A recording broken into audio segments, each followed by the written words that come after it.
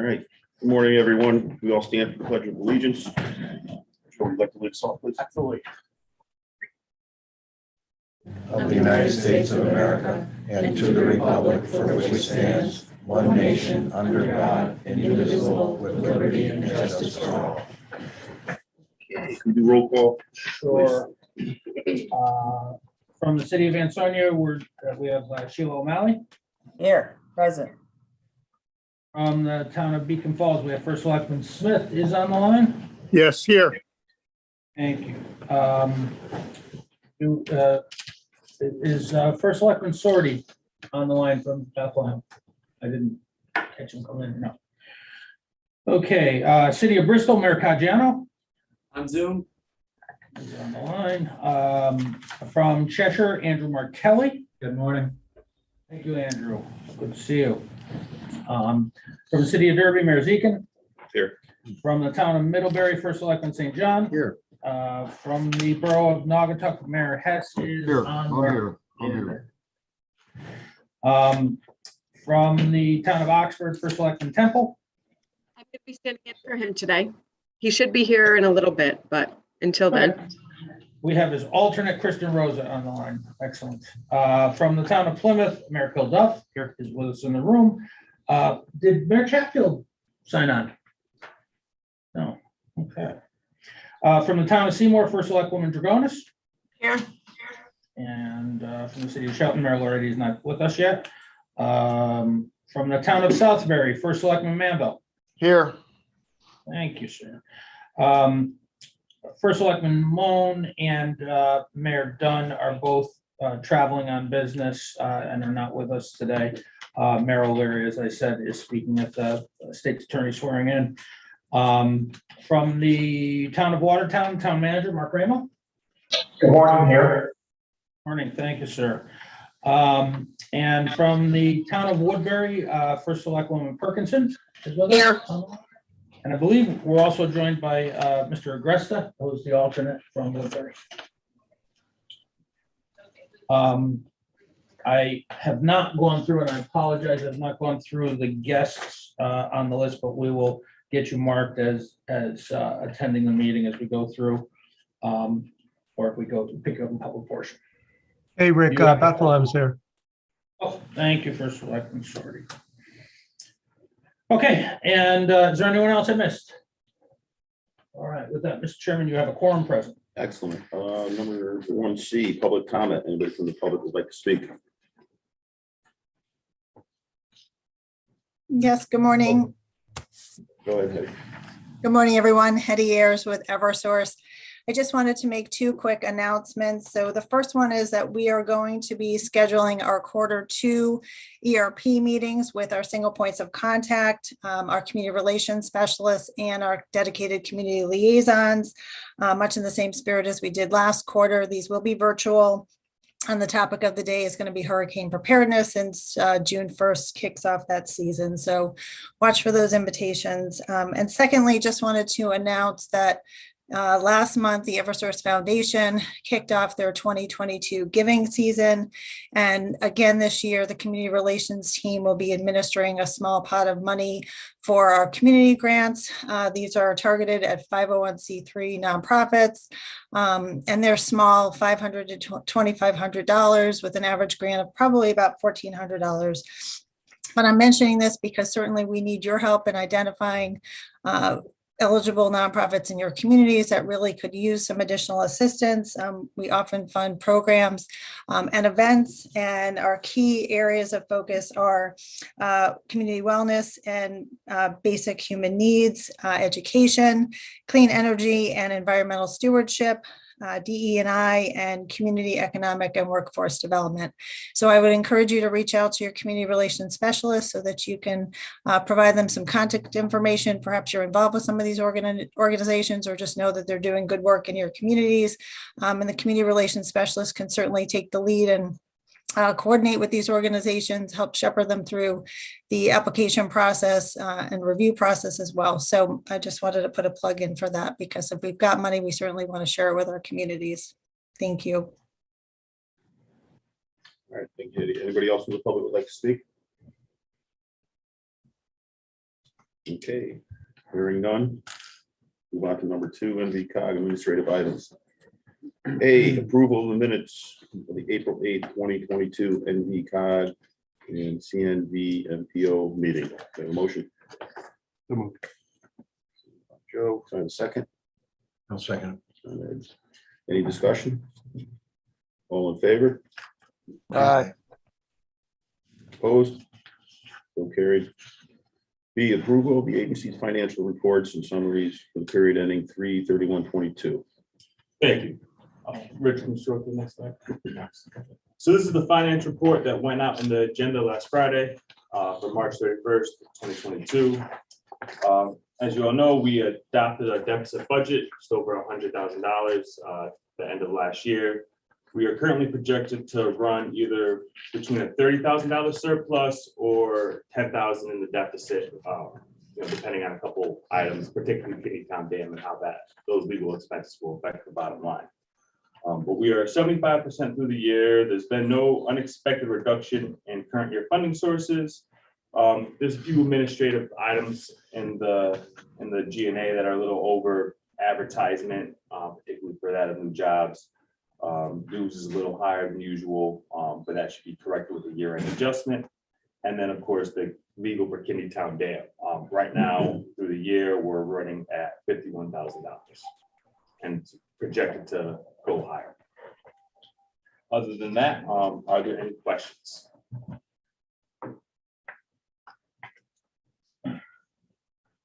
Okay, hearing none. When we're ready, Sarah, I'll take over. We're at 2C. 2C? Yes, sir. That's it? That's it. The Derby meeting. Okay, 2D then, the No, annual. red No, C. we have to, Gotta go So see. you gotta vote. you gotta vote on it, Oh, right? you have to B. vote on Vote it. on B. Vote on B for the monthly reports. Okay, I'll entertain a motion to that effect. No, there's a motion and a second. You gotta vote. Yes, Okay, all in favor? all right. Aye. Are there any opposed? Hearing none opposed, motion carries. So now we're on C, right? Approval of the budget? Correct. Okay, go ahead, Mike, keep going. Thank you. So this is the budget for fiscal year 2023. It went out in the agenda last Friday.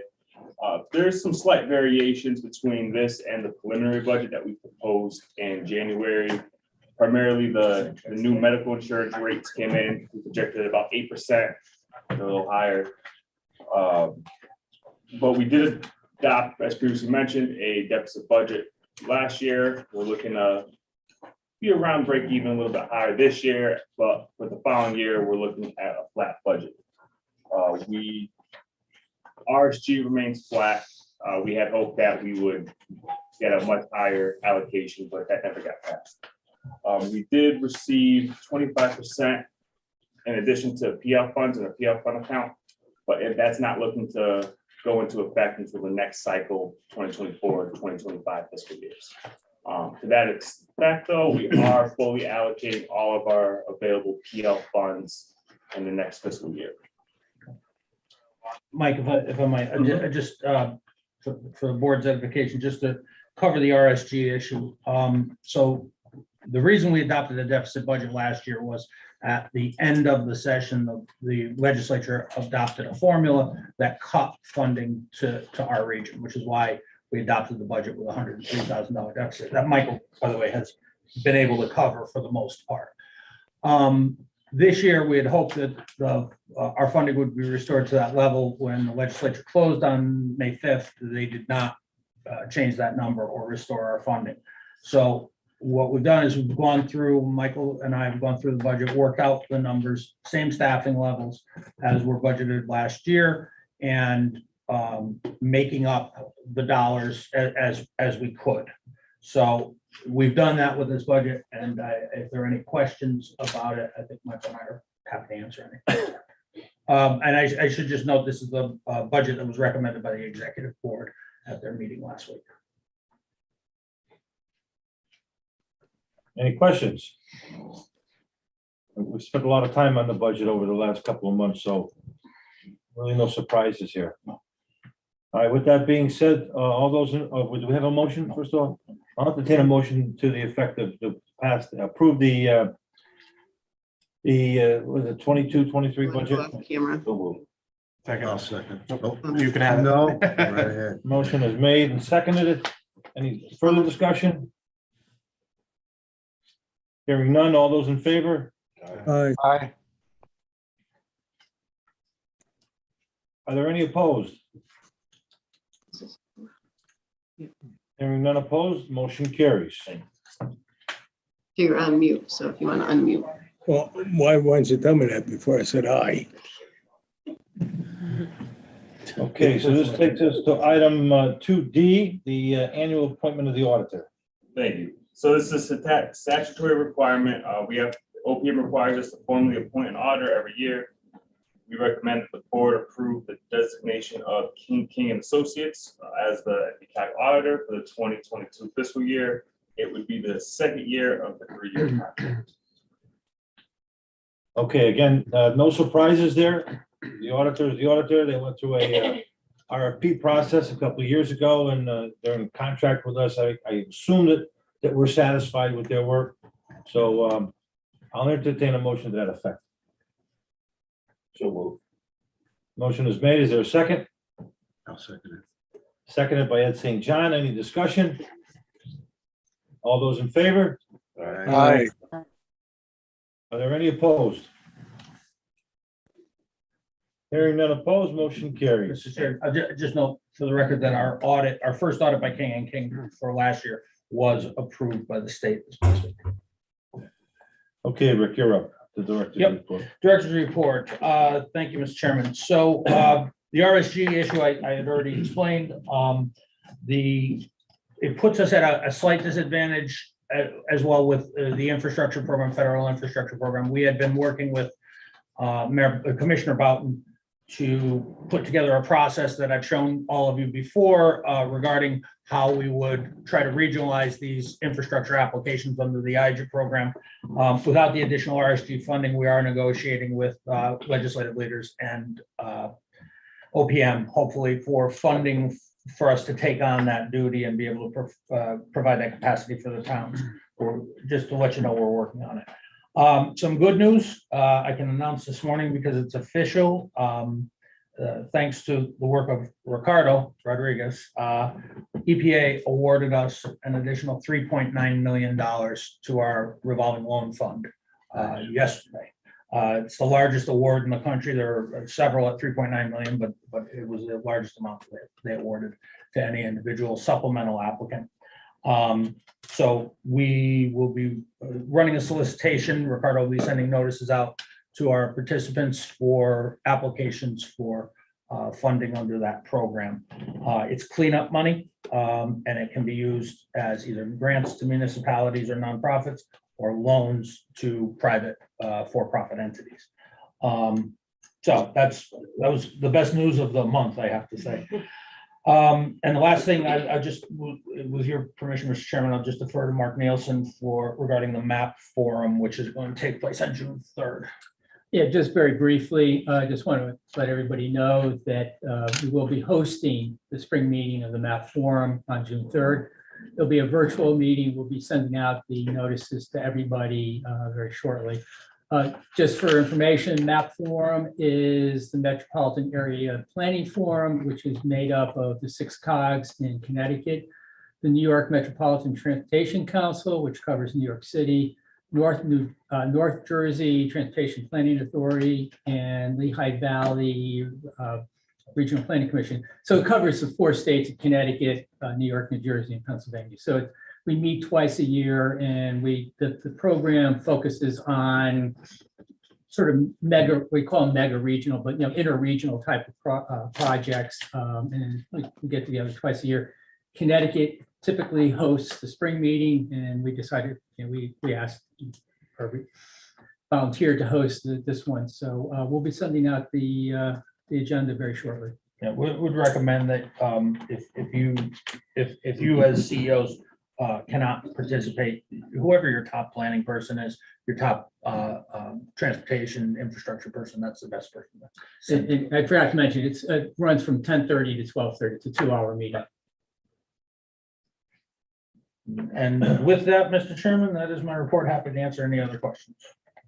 Okay, John DeCarlo, Municipal Shared Services. Thank you, Mr. Chairman. Good morning, everyone. The state's Regional Performance Incentive Program, or RPIP, is funded this year for the first time since 2015. It's designed to provide funds that incentivize regional initiatives that reduce costs and/or efficiencies or increase efficiencies.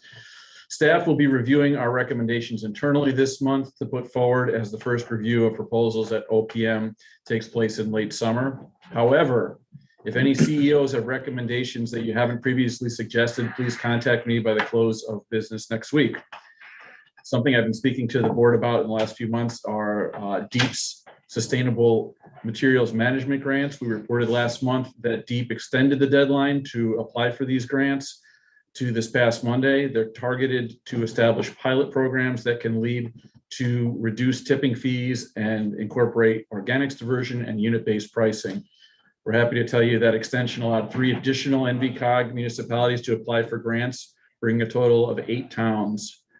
Of the initial $5 million statewide allocation, we applied for $1.4 million, and that includes a grant request for our agency to provide education and outreach for the municipalities establishing the pilot programs. We received positive feedback on our applications from DEEP Commissioner Katie Dykes and her team on working on these applications, so we're cautiously optimistic we'll have good news to share with the towns that have applied so far in the weeks ahead. And on a similar note, DEEP recognized our region was doing the most of any region to take advantage of the program. The commissioner reached out to us to urge our legislators to support a mechanism that would fund the programming again in 2023. We did that outreach. The legislation did pass in the final days of session. DEEP also has an additional $5 million for SMM programming in the fiscal year that starts in July. So we're looking forward to helping any additional towns and cities that want to explore ways to reduce disposal fees going forward. If you're interested in learning about a potential program, please contact Christine O'Neill or myself. The programs can be tailored to what works for your town or city. We've got applications for projects that involve curbside collection, that involve transfer stations, that involve schools and glass recycling. So DEEP's open to working with what will work for your town, and please don't hesitate to reach out to us if you want to learn more. So it sounds like it's pretty widespread, a variety of different issues that they're open to. Correct.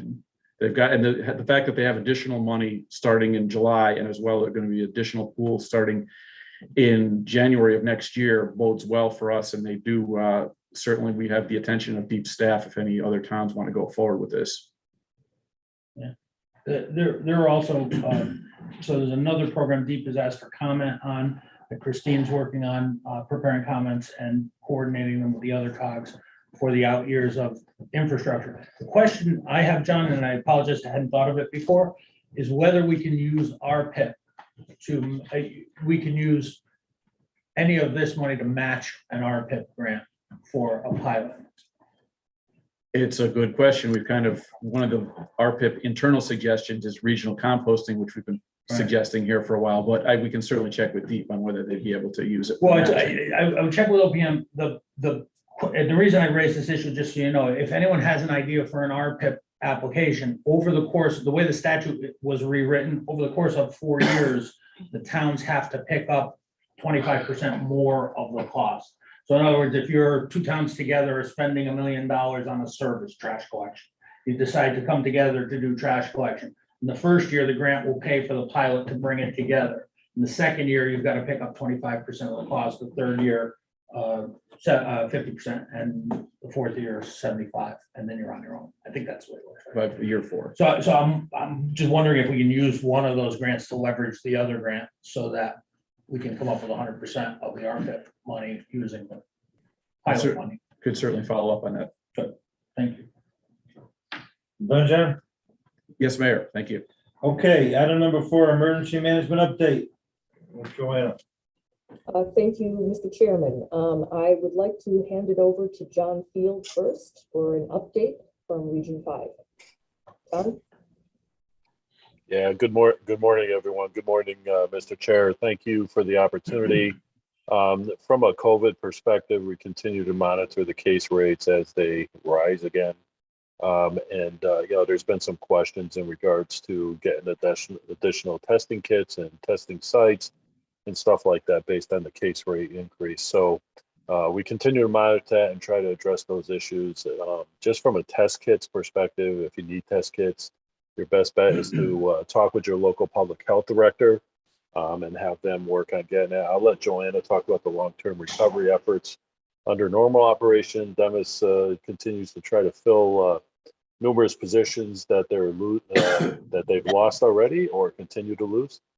So they'll work on that. We did adjourn in Region 5. We adjourned our school safety and security working group last week for the first time, which is going to be a great group. We had 40-something participants. These are SROs or folks that are in charge of safety and security of our school systems. They're working together and have established a network to start to share lessons learned with each other and stuff like that. So it should be a really good working group. Same time, we have the cybersecurity working group that continues to work on their toolkit. They've offered that toolkit, which is basically a cybersecurity assessment for municipalities. If you guys are interested in this toolkit or assessment toolkit, I'll call it, just let me know and I can hook you up with the chair of that working group. We do have our annual EPI, the exercise emergency preparedness and something initiative. It's the governor's exercise that we were doing annually before the COVID struck. Then we obviously took some time off there. They're actually kicking it up again this year, and it's really going to be a low stress type opportunity for municipalities to work with their unified command. Just that we're hooked up with the National Weather Service and doing some hurricane planning and stuff like that. So that's on the 24th of this month. You should have gotten a couple memos considering that, or probably contacted through your emergency management people to participate in that. We continue to work on our grants, EMPG, Homeland Security, all that kind of stuff. And the new, they call them NOFOs or Notice of Financial Opportunities, will be coming out pretty quick for the next year's grants and stuff like that. So we'll monitor that and continue to feed you information about the availability of those particular grants. We have initiated some efforts in regards to many of our municipalities, especially in Region 5 border, either Massachusetts or New York. So we're starting to establish relationships with those. Our counterparts in New York and Massachusetts, we had a meeting with Massachusetts last week. We've been meeting with New York all along, so we'll continue to do that. But I think that's all I have, Joanne, unless there's any questions, but we can wait till Joanne finishes up with the long-term recovery if you'd like. So I'll be on. Thank you.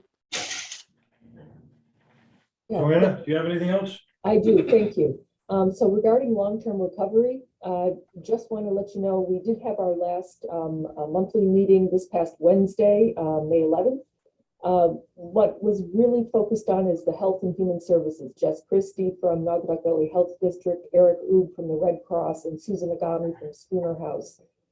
They were talking about, again, as it is in the news, the baby formula shortage, also the rise in COVID cases, but also alongside that are the increase in influenza rates and allergies. And I just sent out an email that Jess Christie had forwarded to me about the CDC listing NVCOG towns, all of them except for Shelton, in the high level of COVID impact. So, the DPH is saying, hey, follow the CDC recommendations for high level of COVID. Regarding FEMA Region 1, the projects collected through that portal in October of 2021, we had FEMA representatives giving us an update. And just to let you guys know that FEMA did speak with NVCOG this past April 29th about the regional projects, and they are continuing to contact municipalities regarding their projects that they submitted. And I just want to let people know that if you need NVCOG's help with speaking with FEMA, please let me know. What else? The next meeting for long-term recovery will be June 8th, Wednesday at 11 a.m.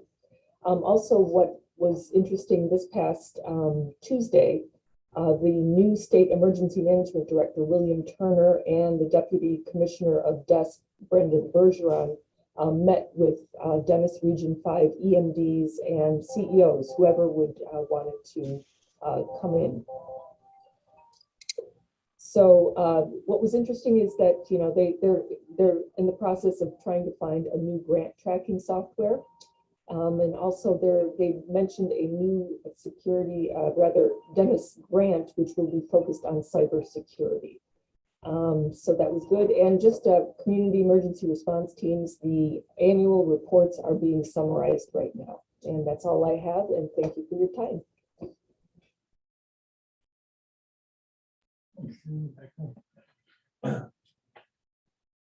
Okay, any questions? Moving right along, the planning and transportation 5A, Mark Nelson, the lot separate program update. Yeah, just real quick, or just our monthly update. Again, we continue to receive applications. We continue to, do the reviews of designs and get projects out the door. What we have here is just recent activity. Holbrook Road in Seymour was advertised. A low bid was received, and the town completed the analysis of that low bid and submitted the information to CONDOT. They're waiting for the authorization to award. So that project will be heading out to construction real soon. The Guernsey Town Road project in Watertown, that was authorized to advertise. The current cost estimate is roughly $4 million. So they'll receive bids within the next month, and then that should also go out pretty soon.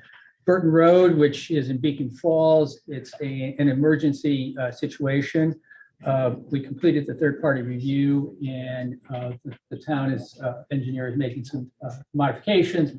Again, that is, we're trying to expedite that project so it can get out for construction this year.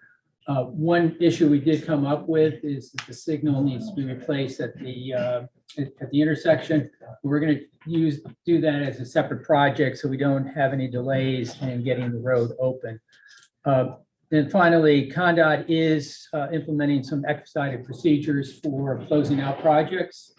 This program got started 7 years ago, and we have 13 projects that have completed. None of them have been closed out yet. And so what that means is the town has allocated a certain amount of money. Usually these projects are coming in less than what was allocated. So that money right now is just sitting there in the town's bank's account. And what they want to do is expedite the closing of those. So that money can then be returned back to the program and used for other projects. And then finally, I just want to mention that we did have people from CONDOT at our TTAC meeting, and they praised NVCOG for our aggressive efforts to get projects done. I think we demonstrated that we're probably the best region in the state in terms of getting projects out the door and funded. And again, I think that's a testament to our team, led by Karen. Because she does her due diligence to really make sure the projects are ready to be submitted to the department, and does a thorough job in making sure that the purpose and need of that project is really identified. So it was nice to get some credit from the department. So I just wanted to mention that. But that's basically the LOTSA program. We're continuing, and we do expect some additional projects to proceed to construction later this summer. Okay, And any questions, be happy to answer. all right, Mark, you're going to do the, Yeah, this is just another quick update of a project that we're working on. This is looking at the transportation options for the Waterbury Rail Line corridor and the Route 8 corridor. We're getting real close to wrapping up this project. We met with DOT to present some our recommended findings, and just to get have sort of a consensus with the department on what we'll be recommending. This is sort of the action plan for the rail line, looking at increasing the amount of trips that are operated on the line. DOT has committed to adding at least 7 trips in June, I think is the scheduled timeline for that. But again, we're pushing for acquiring new modern rail equipment to bring the line up into a modern state-of-the-art type of rail line service. Looking at constructing new rail stations and replacing the station areas, and looking at developing long-term the transfer center station in Devon, so we can sort of run the line more as a shuttle and making better connections to the New Haven line. And then our longer-term recommendation is looking at implementing a bus rapid transit system along the Route 8 corridor between Derby and Bridgeport. We looked at 5 different options, including looking at a busway that would operate in the median of Route 8. But we also looked at enhancing the GBT's current express bus system, and or running more a dedicated bus BRT system, on Bridgeport Avenue. So that project this actually is going to be presented at the MAP Forum meeting. We're going to roll this out, and we're going to have a much more detailed presentation at that meeting. But just hitting the highlights here. Mark, before we move on, I just want to go back to the rail schedule. So it's 22 trains per day starting this summer, and the big deal for people who use the train is that you can get back home at night. There's basically hourly service in the new schedule from 4, I think it's 4, 5, I'm sure someone will correct me if I get it wrong, 4, 5, 6 o'clock hour, and then 8:30. So there are 3 trains in the meat of the rush hour, and then 1 following it from Bridgeport up to Wood Valley, right? Because before it was 6:00. If you missed the 6 o'clock train, your next train was 8:49. This will give you options in between those. So, as long as I think it's by 6:46 is the last train, and then 8:49. So it goes Bridgeport to Milford up to Valley. No, just goes directly Bridgeport to Derby. Okay. All right, Mark, keep going. Oh, I do have next. Sorry for that. This again is information purposes. We received notification from our federal congressional delegation regarding solicitation for what they call congressionally directed spending projects. We worked with representatives from our senator's office and congressional representative's office, as well as the towns, to come up with a projects we want to submit directly for funding through Congress. We came up with 16 project proposals, mostly in transportation, 11 of those in transportation, 3 in the interior environment and related agencies category, and 2 under Homeland Security. The 2 under Homeland Security were an MS4 program and looking at culvert replacements. Next slide. And these are the 16 projects that we came up with. Not sure exactly when Congress will make the decision, because these will be added to an appropriations bill.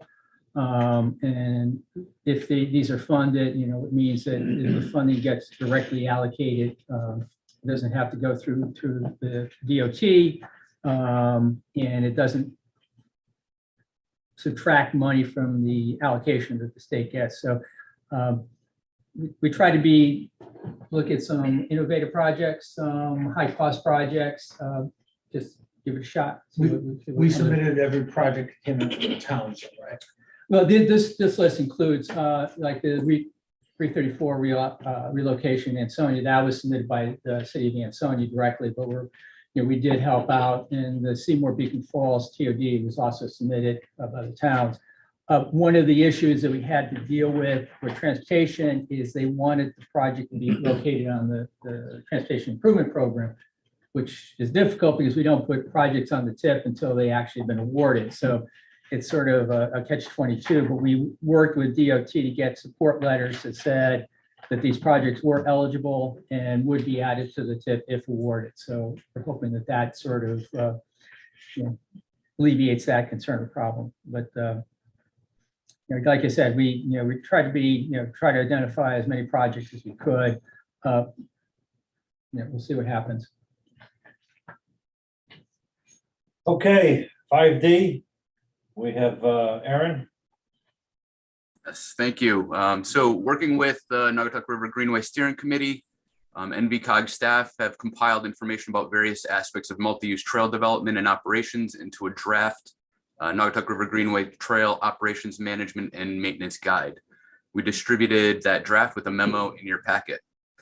So the purpose of the guide is really to present information and best practices to help municipalities with their decision-making as they develop and manage sections of Greenway Trail.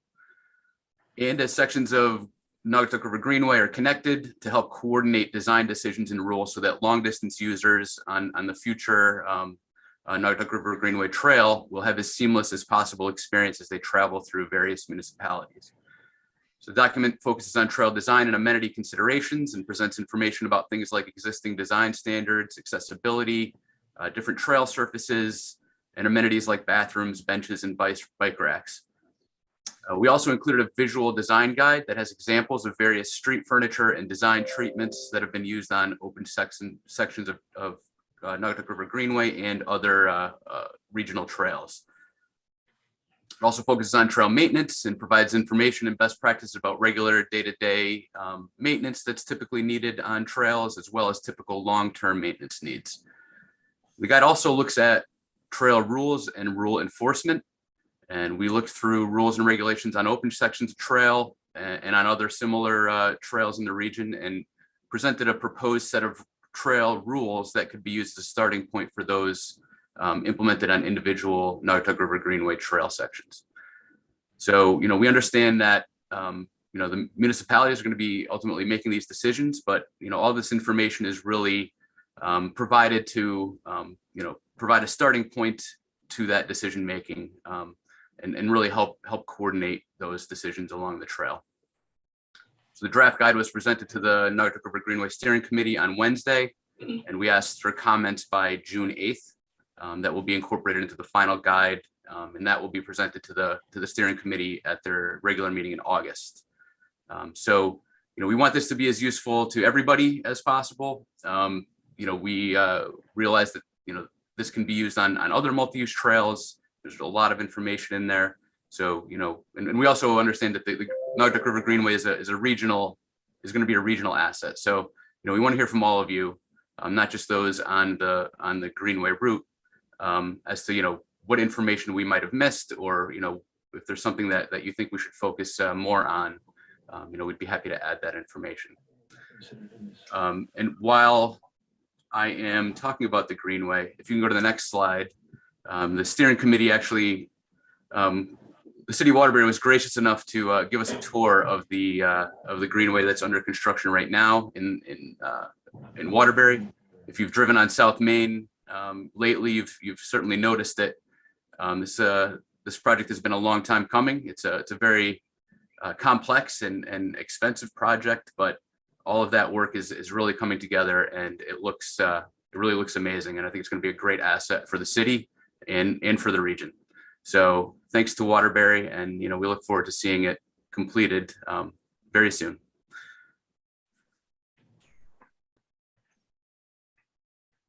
Okay, any questions? All good stuff. I have Go one ahead, of, Aaron. Aaron, our Greenway project was done in the infancy of Greenway funding and whatever, and a lot of the signage and other things that were done are kind of predated to what I'm seeing here. Is there any funding, would there be any grant money available to help us replace and update a lot of that signage and maybe do some other further upgrades to the Greenway that weren't done during when it was built 15 years ago? So we just learned that there was $6 million for the DEP recreational trails program in the state budget. That has to be bonded, but it does look like there will be, at least hopefully, another round of rec trails funding this coming year. So signage could certainly be bought or designed and purchased under that under that program. Maintenance is typically not allowed on that program, but if you're upgrading signs and putting in a whole suite of signage, I think that would apply. Yeah, if there's anything you could do in that area, we're just interested really in updating a lot of the signage and other amenities that may more fit the times than when we did it. Just looking at the Waterbury project, I hope Merrill Larry's got a very substantial maintenance budget. Those projects do not hold up forever, and the maintenance on just our greenway alone is close to $50,000 a year, just on ours. And we do all the maintenance ourselves. Get ready. You better reevaluate that. That's awful pricey. Yeah, it is. For 7 miles? I don't know. It is it, Mark?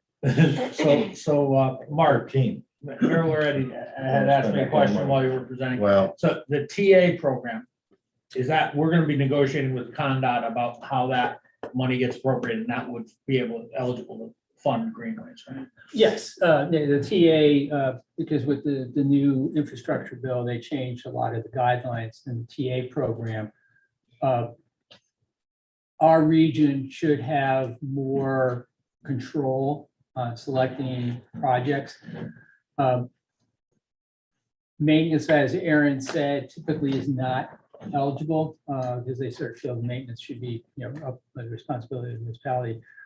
In the case of Shelton, particularly, since the money is being allocated based on urbanized area basis, not COGs or MPOs, we would have to work with Greater Bridgeport Valley MPO to decide how funding gets split up. But we have a good working relationship with them, and any project that you want, we can try to program. Right, so we have 2 segments that we're gonna be putting in place. And it's just the construction, the limited construction, design is done already. Yeah. So. And this is what I've been arguing with the state is we're ready to do some projects. Right. But they're controlling sort of the solicitation process, and that's been kind of frustrating on our part because, in your case, we could get moving pretty quickly. Watertown's the same thing. We can be moving pretty quickly, but we've been held up because we don't, they're not allowing us to sort of advance things, Right, well, I think they're overwhelmed. That could be. Because the federal legislators are pushing for these projects, Yes. particularly shovel-ready projects. Yeah. And it gets to the state level, it just. Sits there. Yeah. And we keep pushing that we can do and manage some of these projects. I think we've demonstrated with lots of, we are capable of programming, initiating, and getting projects done. We have that capability. So let us do it under TA and let us do it. Mark's actually being kind about it. The federal guidance says we should be doing it. CONDOT has not devolved that power to us. Yeah. So we're having a meeting and a conversation with statewide with CONDOT and the MPOs about how this program is going to work off.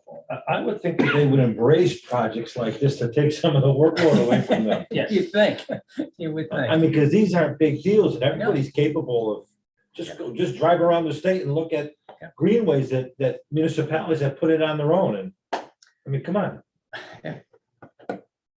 one of the expensive things to anyone who has greenway, see those pedestrian bridges right over the mayor's head? Just replace one of those babies and see what they cost. And with us doing the work on top of it, just buy the material. Okay, moving along. We have, next up is Deidre. That's all right. Oh, Desiree. That's okay. My apologies. Of course, thank you. So it's time to update NVCOG's Title VI non-discrimination plan. This is an update to the 2016 Title VI plan that was done by VCOG and Valley Transit District and endorsed at the time.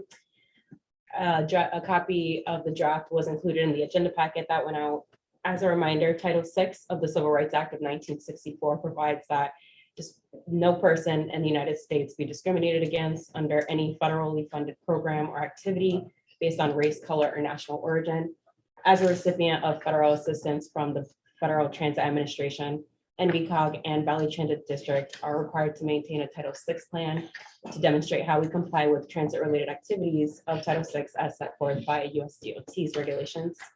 We are required to submit an update every 3 years to renew components of the plan, including our demographic and service profile maps and charts, our public participation plan, which outlines how we promote public participation in the planning process, and our language assistance plan, which outlines steps that we take to ensure meaningful access to limited English proficient individuals.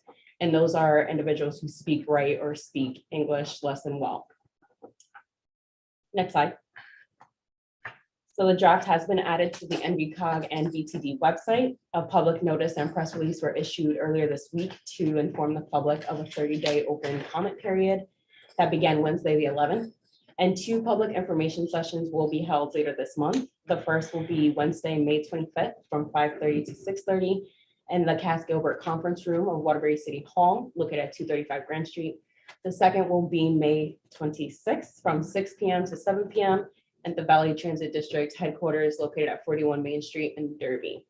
This item currently requires no action by the board, but as an update for your awareness, we will be asking for endorsement of the final plan at the conclusion of the comment period in June. And I'm happy to take any questions at this time. So at the end, you're gonna be looking for our approval. Yes. Okay. All right, any questions? Pretty self-explanatory. All right, moving along, we're gonna go to item number 6, environmental planning. Ricardo? So included in your agenda packet, you will find a brief brownfields memo updating you on all the projects that NVCOG and the land bank are currently working on. 13 NVCOG and 4 Connecticut brownfield land bank projects. All projects are moving forward with their environmental activities respectfully. And out of all these projects, the ones that made the most leeway within the last couple of days would be 6771 Minerva Street, where all environmental assessment activities have been completed, and the LOP has recently submitted a remediation action plan. Pending the approval of this plan, remedial activities would be the next step going forward. At 318 North Main Street, Southington, this is a project that both the NVCOG and Land Bank are working on. Mediation is around 96% complete. So the next steps would be working with the Land Bank to transfer the title over to the developer. In separate news, NVCOG has submitted an application on WDC's behalf for the Land Revitalization Technical Assistance Program. This is a program run by EPA for engineering and designing of a project within the Mad River corridor, specifically within 835 South Main Street, Waterbury. We are happy to announce that the EPA has awarded $150,000 towards this project. A meeting will be held on Monday to further detail the scope of the project. As Rick mentioned earlier, NVCOG was awarded $3.9 million in supplemental RLF funding, which could be used for remediation and cleanup planning activities for brownfields. So a solicitation will be released within the next 2 weeks. Please be on the lookout for that. If you believe that you have an eligible project, please reach out and let me know.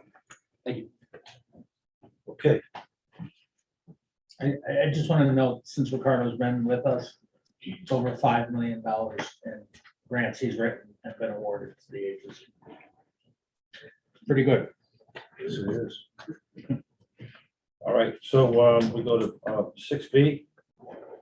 There is Christine. Yes, thank you. So at the last executive committee meeting, a nominating committee was put together and tasked with creating a slate of NVCOG endorsed nominees to serve as the new board of directors for the Connecticut Brownfield Land Bank. The committee, which consisted of Mayor Hess, Mayor Dunne, and First Selectwoman Dragonis, put together these 9 names that you can see right now. I have reached out to all of these individuals and they have confirmed their interest. Today, we're asking you to take a look at the names and vote to approve this nomination slate to put forth to the Connecticut Brownfield Land Bank, who will then vote on this new board of directors. Please also note that NVCOG can recommend up to a max of 11 directors. So if there are a couple of other names you'd like to add, that's within your purview, and I'm happy to address any questions. Okay, so is there a motion to that effect? Yeah, actually, if you go one slide back, I apologize. It's right there. I'll make a motion. Okay, the motion is made. Is there a second? I'll second. Seconded by Ed St. John. Any comments, discussion? Again, something we've been talking about for a while, so it's, not a new topic, and I think something that we all endorse. Pretty productive program. All those in favor? Aye. Anybody else? We caught him sleeping, I think. Are there any opposed? Hearing none, motion carries. Thank you. All right, who's doing, Christine, you're doing virtual solar, okay? Yep, I got another one for you. So NVCOG is pleased to share that we'll be holding 2 virtual trainings on solar development. These trainings are geared towards municipal staff and commissioners. The first training will take place on June 1st at 10 a.m. and that's in regards to planning, zoning, and development. The second will take place June 8th at 10 a.m. and that is on the topic of permitting and inspection. We recommend these trainings for your zoning enforcement officers, building inspectors, and town planners, but they're open to everyone. We sent out an email with this flyer on May 2nd. It's also in your packets, and you can click those links to register. We already have about 20 plus registrants for each, so we're very excited about that. And of course, in addition to providing this benefit for municipalities, completing these workshops will help NVCOG achieve the last 2 actions it needs to apply for Bronze Soul Smart Regional Designation. So by the way, we also encourage you, if you haven't been there lately, to go to nvcogct.gov/solar as our web hub continues to grow. So also happy to take any questions on this. What is bronze? Sure, yeah, so we're actually going back to last year. The NVCOG board agreed to endorse our participation in the Soul Smart program, which is funded by the Department of Energy. And it functions a lot like Sustainable CT, actually, where you get a designation in order for completing certain actions. So it's basically just a designation that says we're a solar friendly region and looks good and hopefully attract some developers to our towns. Okay. Anybody else? Okay, Aaron, you're up again. Yeah, so we are Composter nearing the end of our 2022 composter and rain barrel sale. There's less than 1 week left for residents to order from our online store, which is at nvcogct.gov/composter sale. The store is set to close on May 19th, and we're going to be hosting 2 pickup events on next Saturday, May 21st, where residents can come and pick up their orders. So we'll be in Seymour at the Seymour Community Center from 9 to 11 a.m. and in Bethlehem at the fire department from 1 to 3 p.m. And we recently promoted the sale and some of our other environmental programs at Earth Day events in Woodbury and Ansonia, which is where those photos are from on the bottom. And we're going to be making a sort of a final advertising push on social media this week. So please keep an eye out for those posts and please forward to your residents and continue to share information about the sale. And I think we're gonna have a pretty successful sale this year. Our sales were pretty strong last time we checked, and we've really been pushing in the last few weeks to get the news out there. How does the rain barrel collect the water? So you connect there's a screen on the top there, and you direct your downspout into it. So I have one at my house. It's on sort of a small portion of my roof, and it takes probably about 1/4 of an inch of rain to actually fill that barrel. So you're really, you're collecting all the rain from that part of your roof. So the runoff from the roof shingles doesn't contaminate the water at all? No, it's actually, well, it's supposedly better for plants because there's no, if you have city water, there's no chlorine or any other additives in it. So, it's pretty clean. I wouldn't drink it, but. I'm glad you clarified that. The rain barrels interconnect, so if you have more than one, Yeah. there are hose connections at the top, but the spigots at the bottom, so that gravity. Yeah. Use it. Okay. There's Last call for your rain. Sorry, there's a rain barrel and a composter in the conference room there, if you'd like to take a closer look. Okay, and then last but not least, the infamous Kenny Town Dam update. Rick, who's gonna do that? Well, Oh, Aaron, you gonna do that? I think for now, we can just run through this. Aaron provided an updated memo, which was emailed out this week. There was some discussion at the executive board about it, and there's really not much more to report beyond what's in the memo and the documents that have been filed with the FERC. So there was a very, very strong letter from DEEP to the FERC identifying deficiencies of the current operator, pointing out that it was either a very big mistake or they didn't understand what they were saying when they said the fish ladder was running when it was not. It was carefully worded, but it was strong.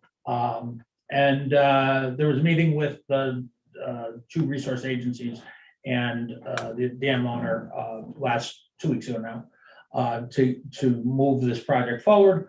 FERC also issued another order of finding last week that defined this as a significant hazard or potential significant hazard, the dam itself, due to the economic impacts below the dam of a collapse or a breach of that. So that has also added to the work that needs to be done by the owner to maintain their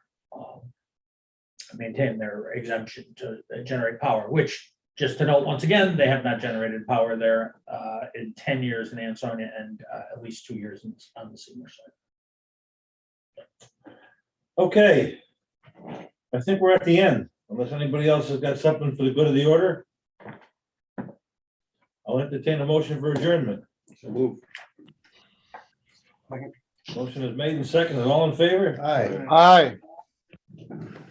Have a good weekend, everybody. Okay, motion carries. Everybody have a great weekend. Thank you so much. Sheila, we okay?